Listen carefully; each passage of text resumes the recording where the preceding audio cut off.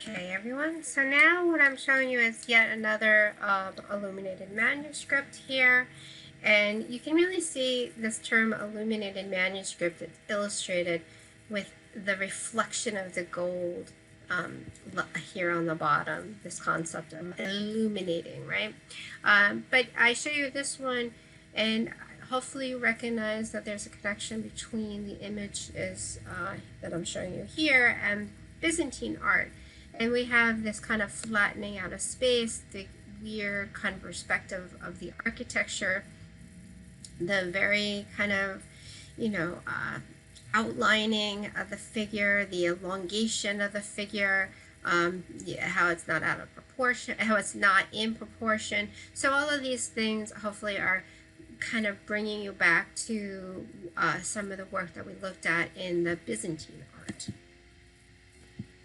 And this brings us to the time period which we really call Romanesque. And Romanesque is a return or an influence of Roman architecture. So just like Charlemagne had started to look back at the Roman culture, Roman art, writing, and everything as early as 800.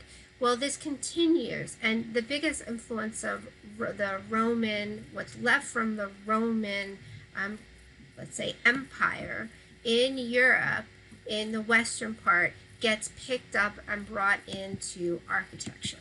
So if we go back and we look at Rome and the Basilica plan here in Rome, from Rome, you can see that we have this large section in the middle. This becomes the nave of the church. We have this part, which is the cross section here, which is called the transept. Eventually it gets pulled out and the nave becomes more narrow, so it actually, the whole church takes on the shape of a cross. We have an ambulatory that is in the church that comes from the basilica as well. And these semicircles or asps eventually get moved to the back of the church to help hold relics. So we'll keep this plan in mind, and you'll see that it is repeated again and again through the Romanesque and even into the Gothic architecture that we'll look at next week. So here is a reconstruction of this basilica. In Rome, it was used as a law building, but it gets what a lot of the churches in Europe are modeled after. So here's the church of the Cathedral of St. James, and this is in Spain, and you can really see how the nave is more narrow, and we have this cross section known as a transept, gets pulled out and elongated so that the whole church now looks like a cross. And as I said, the asps that were here, they get moved to the back, and we have these semicircles here. And so the idea is then relics were placed in these, and the churches wanted to have relics because people would then go and see the relics. So this could be like the finger of a saint or something like that. Whatever it might be associated with somebody that was holy or something that was holy, that people would come, and supposedly these things would perform miracles, and you could pray to them and they could heal you and they could make you, forgive you of your sins, and whatever it might be. So people start to go on these pilgrimages eventually to go and see these different relics. So this is a money maker for the church. So believe it or not, the churches, like, they steal each other's relics, and in the middle of the night the monks will go out and they'll like ransack another church and steal their relics and take them back. And it was craziness between these churches, competition to get more people into the church, because when you went into the church you had to give a little donation. And you can see how the ambulatory here is made to actually just be able to have people walk right around the church and out. So this becomes the standard church plan for quite some time here. And we're in the years circa 1078 to 1122. And here's a reconstruction of St. James here. And this was the one main church that actually people were on the pilgrimages. One of the main locations where people were ending was at this church then. So they were walking from whatever it might be in Europe, and they eventually end here. So we'll see that more and more as we move through the time period of the Romanesque architecture into the Gothic. And here we have in St. James the cross section, so you can really see the nave here with the Roman arch. And the easiest way you'll see as we move through Romanesque and into Gothic to tell the two apart is by the arch. So always with the Romanesque, you're going to have the rounded arch, the Roman arch. So if we move over to Italy, you might be familiar with the Leaning Tower of Pisa. It's a fairly well-known building. So there's this whole complex in Pisa. So you have the cathedral, which was begun in 1063. You have the baptistry, which was begun in 1153. And then you have the campanelli, or the bell tower, which was begun in 1174. And this becomes the most famous because of this severe leaning of the building. It started to lean even before they finished creating it or building it. The ground underneath it is very sandy and it is not stable. And as they went up with the building and the building became more heavy, it started to lean. So this has always been an issue. They have gone in and tried to pour cement in and stuff and secure it, but probably eventually it will fall. You know, not immediately, 100 years from now or whenever, it will fall.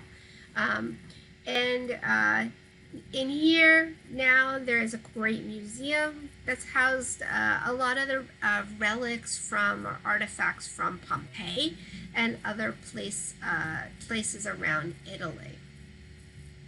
We have, of course, our Roman arch, which makes it very easy to distinguish that it's Romanesque architecture, Roman arch, right? But this is a little bit more decorative with all of this work on the outside of the church and the baptistry here and even the campanelli.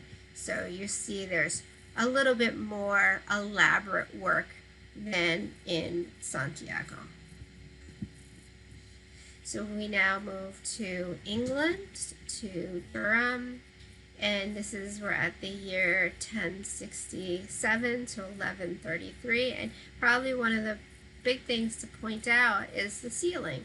So we still have our rounded Roman arch, but because we have these they're called ribbed vaulting that are added into here, we have a more decorative kind of ceiling.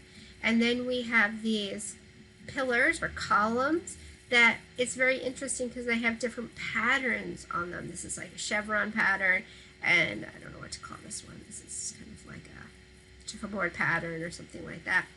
And we have above the altar this beautiful rose window. We have our clerestory, our nave, our ambulatory. And so these things become very standard in these buildings. That brings us to architectural sculpture and painting. So we're really going to move back into seeing three-dimensional work in this time period, more so than we've seen before. Because remember, all Byzantine, all of our early medieval, we're not really seeing that much sculpture yet. We're still in this mindset of, you know, we can't replicate things, there's blasphemy and all of this, of iconoclasm. But by now, when we're in the 1100s here, circa this is 1115, we are well back into having three-dimensional art. And mainly we're having images like this piece where they're carved in relief into the actual buildings. And this is one of the first big showings of, let's say, like large-scale three-dimensional work that we've seen in a really long time. And if we move on to, I believe I have it in the next one, yes. This is a very interesting piece because this is the Last Judgment, and it's signed, it says down here, it has the name Gis Libertas, but for many years we thought, well, maybe that was the person that created this, but at this time period, these people that are creating this work, they're supposed to be doing it for God. They're not supposed to be doing it for personal glorification or aggrandizement or anything like that. So it's probably more likely that Gis Libertas was the person who funded the project gave money to the church rather than the actual person that carved this. But here we have the last judgment of Jesus here, and we have people over here that are being picked up and brought up to judgment, and Mary here and being allowed to go into heaven.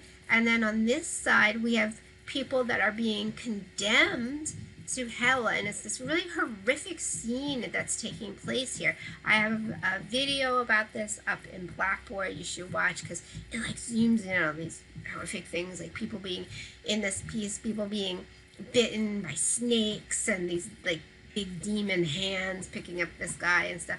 So, and I don't have the ability to really zoom in on these things, so it's definitely worth watching.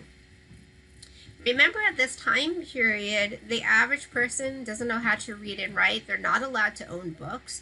They're told to go to church and follow what the church says, but when they go to church, the Mass is in Latin and they can't understand the Latin Mass. So how do they know their information? They learn their information from these images like this that are on the sides of the church. So this is saying, you know, if you follow the church, then you will be good, you'll go to heaven. If you don't follow the church, you're going to be damned to hell, and it's going to be really unpleasant. And people, you know, were terrified of these images like this. You know, you walk under this to go into the church and you're like, I don't want to end up like this guy. That looks terrible. So it was a way of setting like the morals of society and getting people to live by these morals. This was the way that it was done at this time period.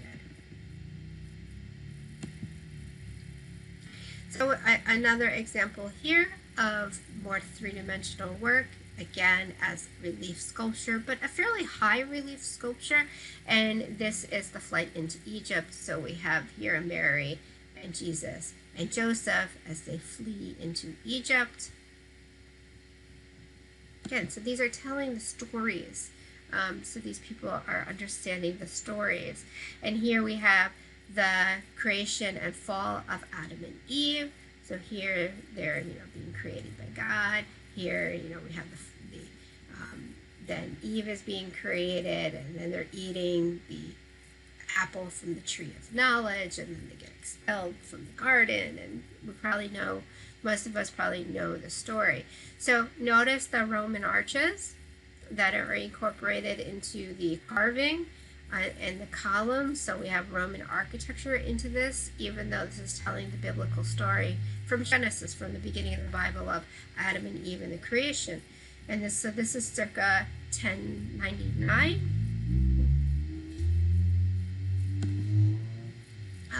And I'm going to stop here because this piece I would like to spend just a little bit more time on, and I'm going to run out of time on my little video space.